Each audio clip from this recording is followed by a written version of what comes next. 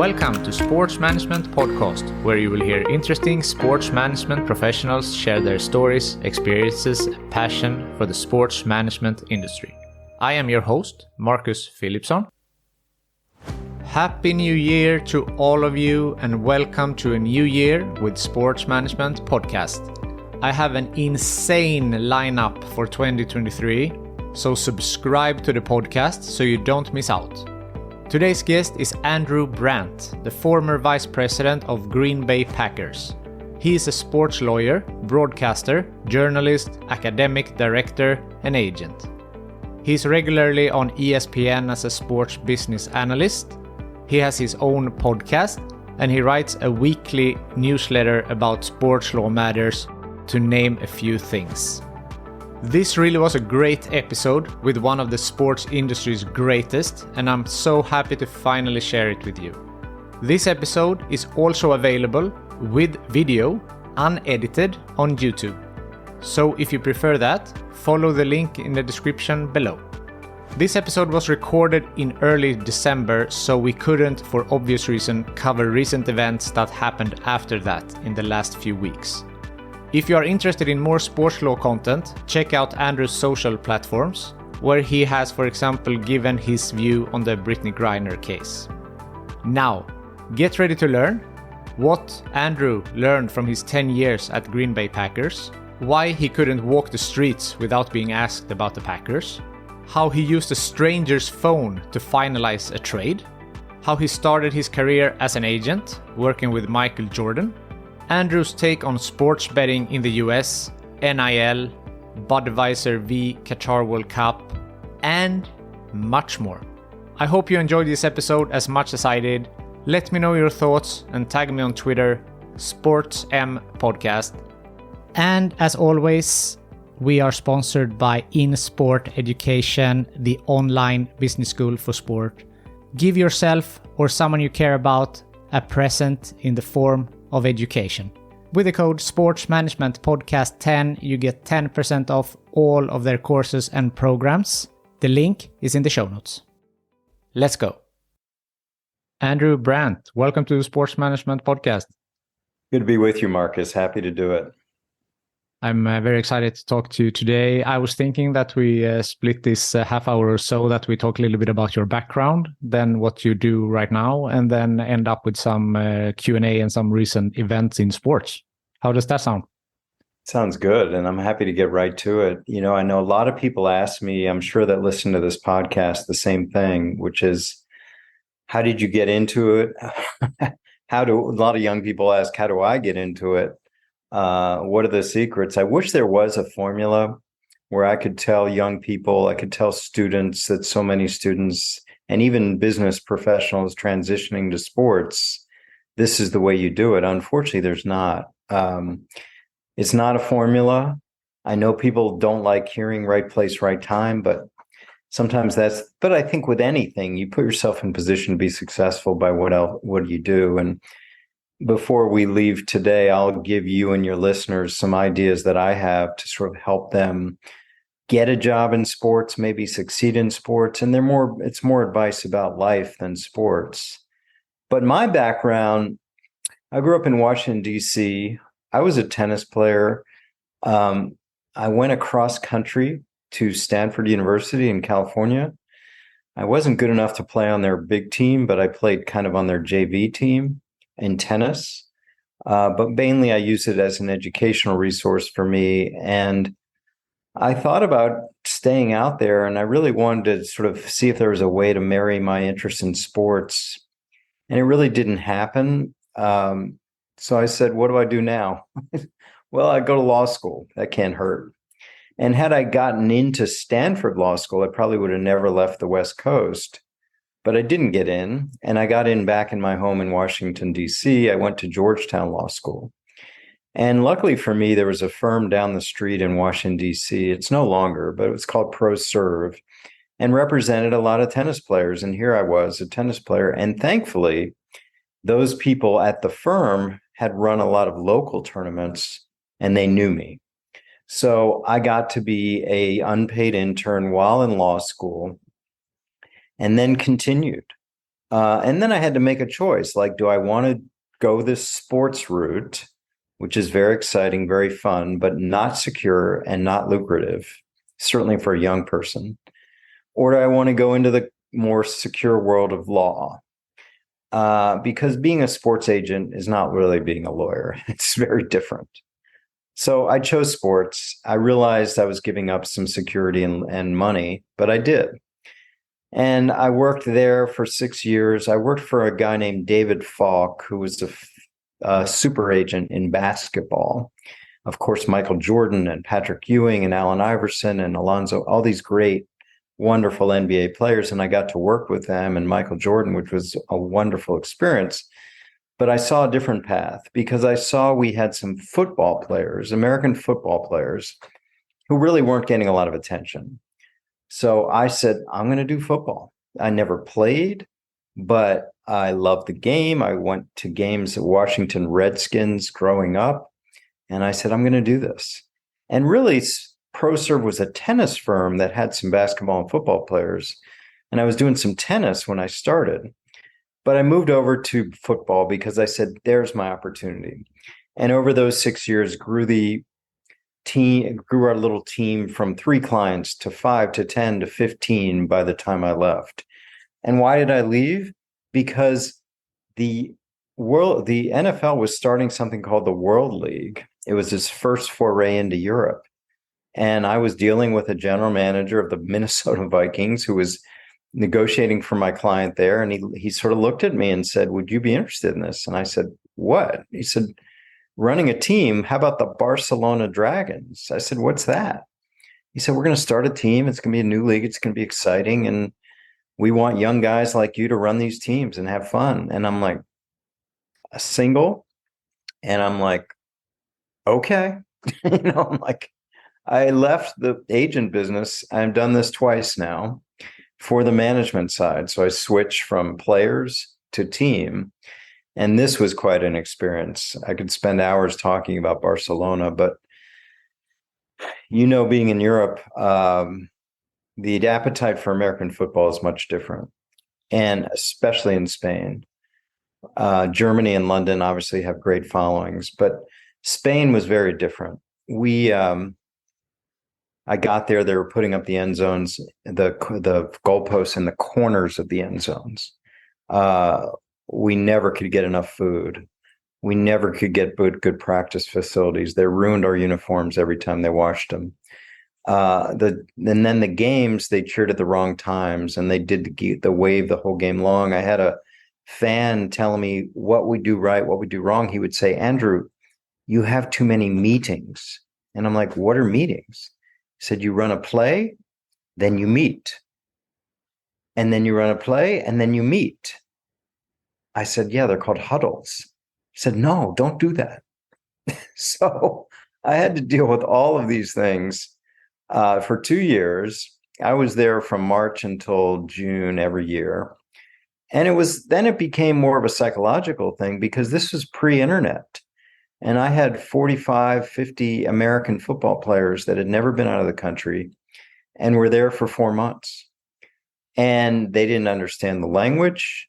They couldn't read. They couldn't watch TV. It was really a tough experience, but it taught me a lot on how to deal with adversity. That league suspended. It came back later as NFL Europe without Barcelona. And I went back to the agent business. My time there was really dominated by, I got a guy named Ricky Williams, who was a great player, University of Texas, and I hung on to him. He won the Heisman Trophy, and my whole career has now changed. But a few months into that, I see people hanging around him, and he says, yeah, I want to switch to this guy, Master P. I'm like, who's Master P? He's like, he's a rapper. I said, okay, what about me? He says, I want you to work for Master P. Well, I was going to do it. And thankfully, the Green Bay Packers called. I had clients over the years, but I had, it was out of the blue. They tell me that their coach, Mike Holmgren, just went to Seattle. He took the guy that ran the business operations. And I said, okay. And they said, well, how'd you like to switch sides? And I said, come to Green Bay? And they said, yeah. So I go up there and I ask, do I have to actually move here? And they said, yeah. And now I had a wife and kid, and I'm like, okay, we'll get off the train of chasing players around the country and do this, even though it's a very unfamiliar geographical area. But we did. And Marcus, I was there 10 years. I mean, I think the basics of what I did there, I managed our player payroll, which anywhere from $100 to $200 million over my time there. And of course, you manage the cap, you do all the player contracts, you deal with all the player issues, whether they have fines or grievances or personal issues. And I was basically doing what I did from the agent side, now on the other side, although I didn't have to do as much hand-holding. And I enjoyed it, but I think, I got to a point in Green Bay where I wanted a little different living experience. I couldn't go out of my house without being asked about the Packers. It just closes in on you there. It's too insular with the Packers for me. I wanted some more diversity for my kids, and I wanted to do something else. I felt like I had done every contract there was to do in NFL. So I wanted two areas, what I've been working on the last 10 years. One is media, and the other is academia. And I thought there's a way maybe I could uncover this world for listeners, readers, viewers, and students. And that's what I've been doing. On the academic side, first we moved to Philadelphia. My wife's from there. And after moving her to rural Wisconsin for 10 years, she got to pick. So then I started at Penn, University of Pennsylvania. I was teaching there sports business, sports law, negotiations. And then Villanova out in the suburbs of Philadelphia called and said they had started a program, a brand new endowed program. And would I run that? And I chose to do that. That's 6 minutes from my home. So I said, all right, we'll do this. And that's a whole program now. So I run it at Villanova. I teach. I organize symposia and events. I organize speakers. I have 13 fellows that work for me there, students. I have directed research. I have internships overseas. So it's a real job, and I enjoy it. And then on the media side, I was in the right place, right time again, because in 2011, when I left the Packers, NFL, NBA, Major League Baseball, hockey were all experiencing lockouts. No one knew what that was. They needed a lawyer. They needed someone with experience to explain it. I joined ESPN. I talked about that for like a year, and then I talked about every other part of the sports business up until 2017 when they made changes there. And then I started writing for ESPN, for myself first, then ESPN, and then Peter King of Sports Illustrated was putting together a site called MMQB, Monday Morning Quarterback. I joined that in 2013. I've been writing columns for Sports Illustrated now almost 10 years, hard to believe. And then, of course, I started my podcast, The Business of Sports, in 2018. And I started my newsletter in 2020. And I actually have a premium site to my newsletter where people pay for daily videos from me, as well as weekly meetings through Zoom. So I got a lot on my plate, Marcus, but I still think I don't know what the word is. I'm happier than my previous two lives, even though I got all these different gigs, because I can organize my life around my schedule rather than players or teams telling me what to do. On the personal side, my boys' two sons are now out of the house, but I travel to see them all the time. I'm currently in Dallas, where my younger son is, and then I'm very into fitness. So I run, I race, I do triathlons, and I make time for that every day. So that's a 13-minute answer on who I am and how I got here. Yeah, and so interesting. And you have done so many things, as you said, started out as an agent and then worked for the Packers. If we talked about that, because you were there for 10 years, you were the vice president. So there are a lot of funny stories that I've heard about different trades. For example, with David Bowens was one example. If you can tell that story. Yeah, I'm not sure many people know who David Bowens is. He was a defensive end of ours. And I'll tell it quickly. My son and I were at a beach, northern Wisconsin. I was on a vacation, but I always did the trades, Marcus. So when there was a trade, our people would say, Andrew, just, you have a relationship with the NFL, call it in. We were trading the Buffalo Bills. I was dealing with my Buffalo Bills colleague, and I was happy to do it, even though I was on a beach in northern Wisconsin. All of a sudden, my phone just dies. And I don't know what I'm going to do. And I'm nervous about the trade and letting down the Green Bay Packers. So my son and I trudge up to a ranger hut, if you can imagine a little hut in the middle of a state park. And I say to the park ranger sitting there, and we're just in our swimming trunks. And I'm like, I'm Andrew Brandt with the Green Bay Packers. We're making a trade with the Buffalo Bills. Can I use your phone? And he looks at me like, who the F is this guy? And I say, please. And then I just realize I got to do something drastic. So I actually come up to his desk, put my hands on his desk right in front of the phone. I said, listen, I've got 20 minutes to make this trade, or the Green Bay Packers are not trading David Bowens for a tight end. And then I looked at him, and I knew I had him then, because he goes, we're trading Bowens? And I'm like, yes, if you let me. He's like, why are we trading Bowens? And I said, if you let me, I will tell you the whole reason why we're trading Bowens. So he finally let me. I called it in. He's like beaming, this guy. And finally I said, yeah, we have two tight ends hurt. We need a tight end. Bowens, can bring us this tight end. So that was one story. I think it's a unique place where I don't think there's, Europe better than I do, but I don't think there's any place in this country like Green Bay that wraps itself around a pro, not college, pro team. As I said, I wasn't the general manager. I wasn't the president. Everyone knew me. And you have that life. Now, at the beginning of my career there, I thought it was cool, being recognized and checking out of this grocery store and being asked about the Donald Driver contract. But after a while, it became a little much. But it's what people sign up for. It's a truly unique place, and there's more good than bad, definitely. Yeah, I understand that it can be a bit much, but also it's the beauty of sports, how it unites. It can unite a whole city like that. But yes, you gave a very good 13-minute answer, as you said, from a bit your history and a bit what you're doing right now. I heard an interview with you 3 years ago with Gary Vaynerchuk that said that you have joined Vayner Sports. Oh, yeah. So I recently had an episode with Darren Glover from Vayner Sports, from the gaming part. So what is your involvement with Vayner Sports? Well, and truthfully, it's no longer. I did 2 years. I did a 2-year stint. Gary V was someone I met actually through his brother. His brother runs the sports side of Vayner, and they were just starting up in 2019, 2020. And they were looking for an experienced sports executive to really get them going. So I did a 2-year commitment with them, and what I did more than anything was really mentor young agents. Not Gary, of course, but Gary had 4 or 5 young sports agents working for him and trying to develop that practice. And there's a personal note there, because Eugene Parker was one of my favorite agents, and he was kind of a mentor to me, a bunch of years older.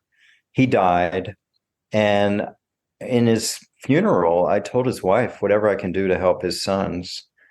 And one of his sons is now at Vayner Sports, Brandon Parker. And I was mentoring Brandon. That was the pull there.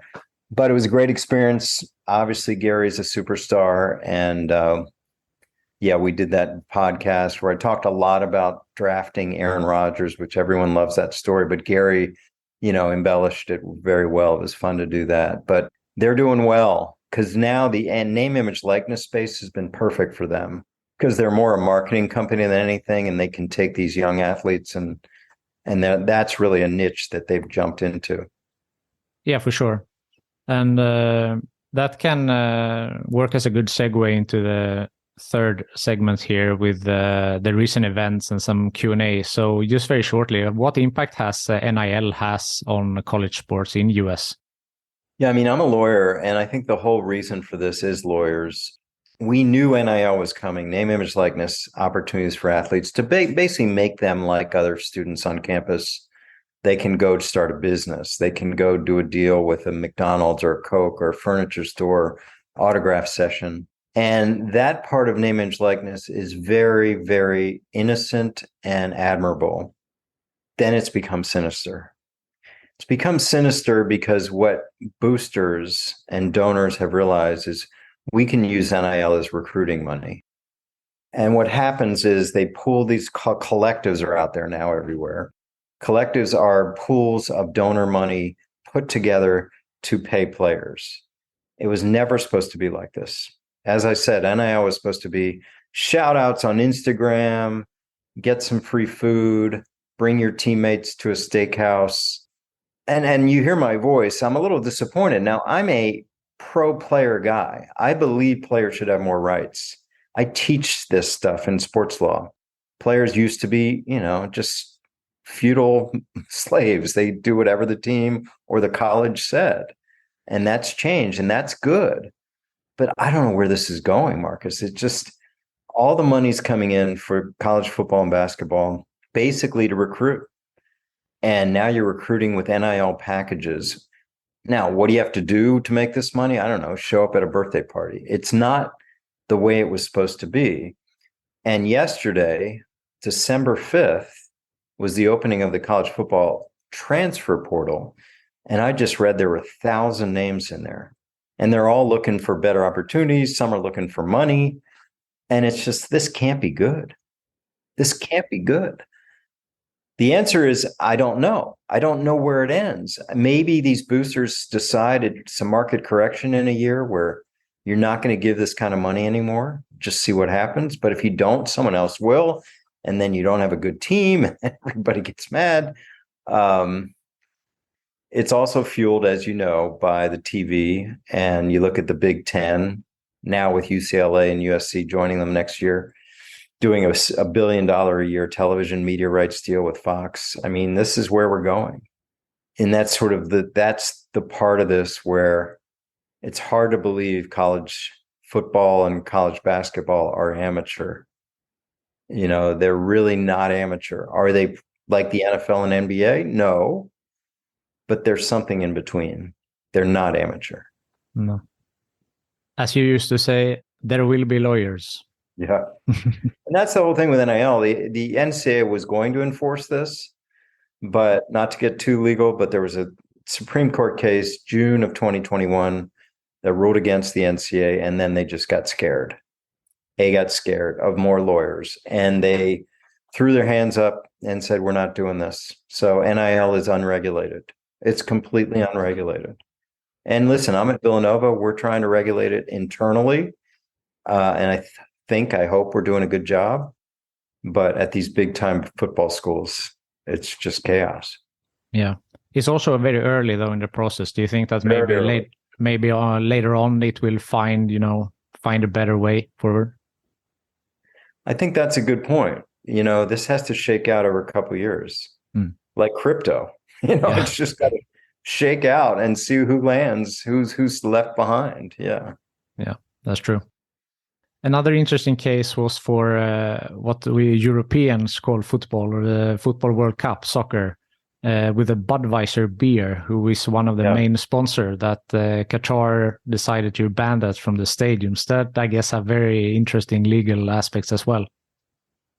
Yeah, and I didn't know all this. I mean, I had some guests on my podcast talking about it, but it seems as if for 12 years, from 2010, when it was awarded to Qatar, to 2022, on the eve of the World Cup 3 weeks ago, beer was going to be sold. Budweiser was going to be allowed to sell in the stadiums.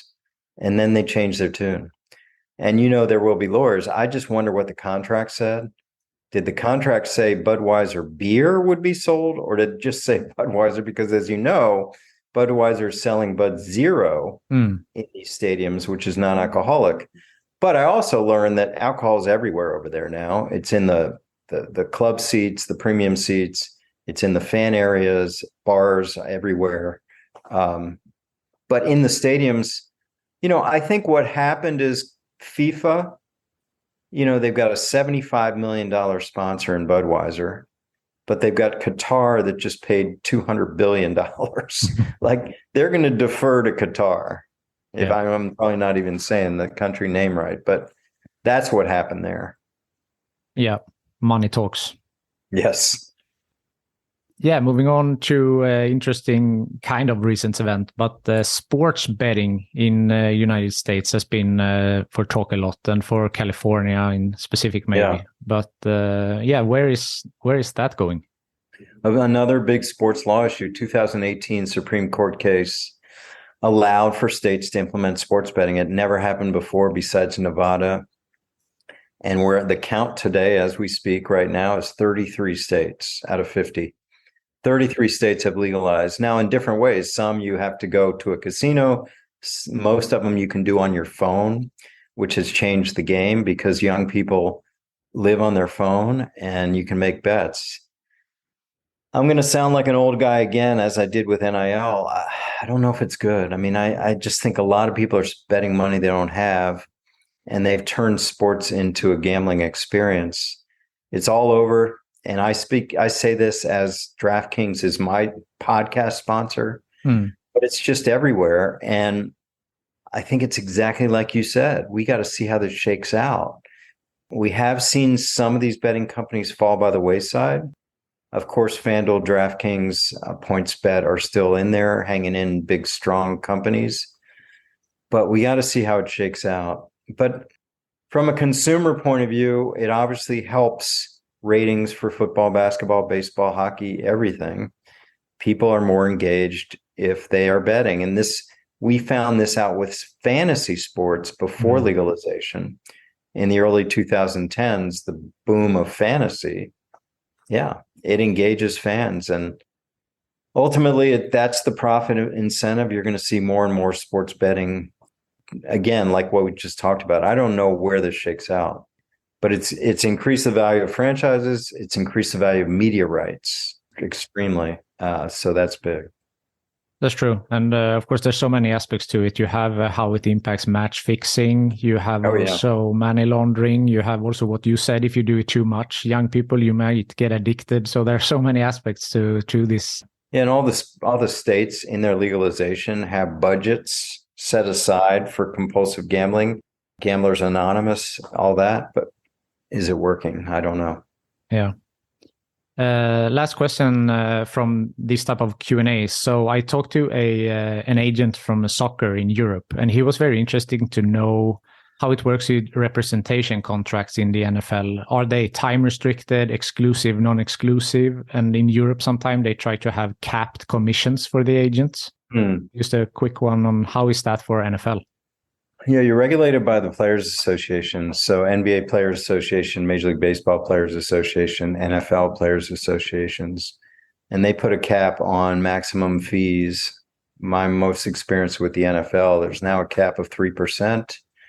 So agent can take 3% of players, whatever monies, bonus, salary, incentive bonuses as a maximum. And the important thing to note there is you don't get paid until your client gets paid. You can have a player making a salary of $10 million, but you can't take your 3% until the end of the season, which in football is January.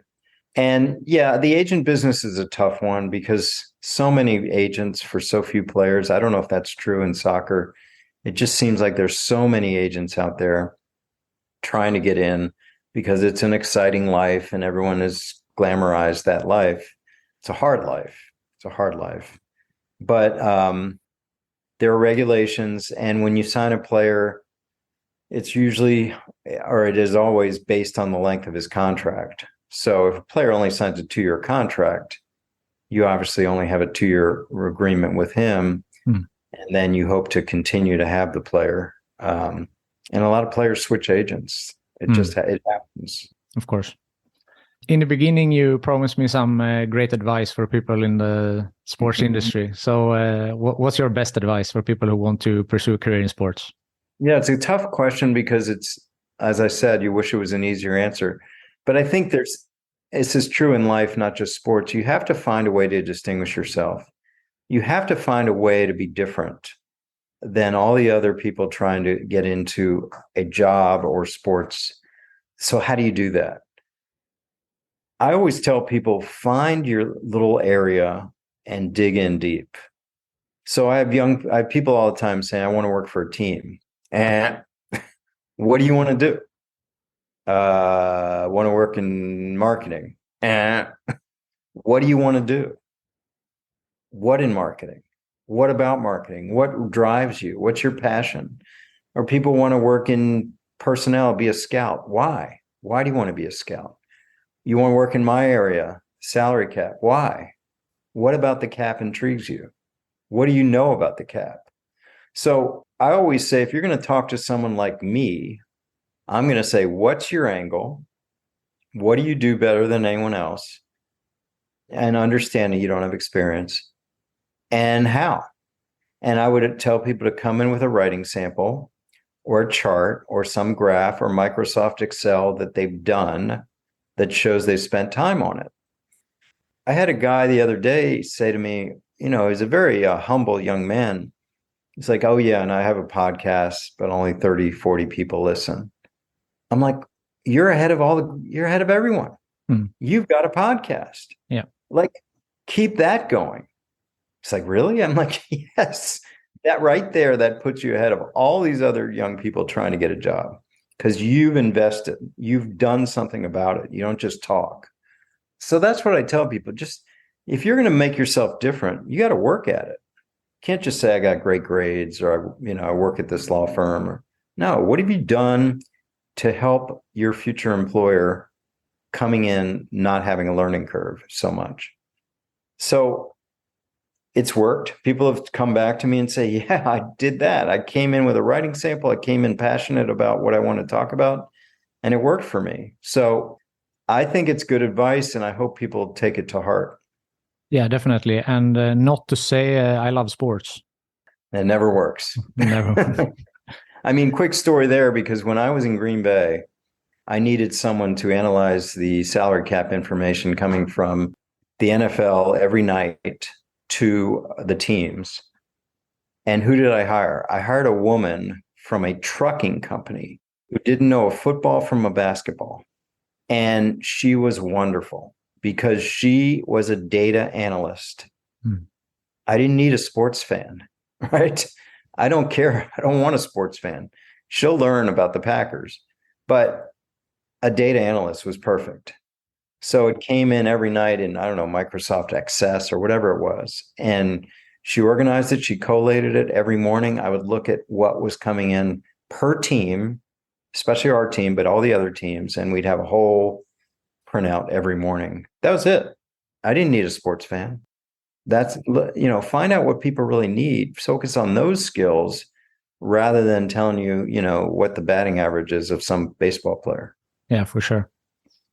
Last question before I let you go, which I ask everyone. If you can choose the next guest on this podcast, who do you think I should talk to? Sports management podcast? Yeah. It's a good one. I think a fascinating guy is Joe Pompliano, Pompliano. He and I have done each other's podcasts. He has done these Twitter threads on sports business angles, much different than I do, but extremely interesting. And he puts together videos, and he does this now full time. So he'd be fascinating on how he develops ideas and how he creates them, both visually and on Twitter threads. Yeah, definitely. I'm a big fan of his work, both his podcast, his YouTube series, his newsletter. So big fan. Yes. That's a great guest. Andrew Brandt, thank you so much for taking the time to be on the Sports Management Podcast. Mark, it's been a pleasure. I look forward to hearing from your listeners and hope they enjoy this. Yes, how can they reach out to you? You have a great Twitter, I know that, but quickly, how can they get a hand of you? Yeah, Twitter is my name, Andrew Brandt. I've actually started Instagram with these reels that my student cuts up for me every day.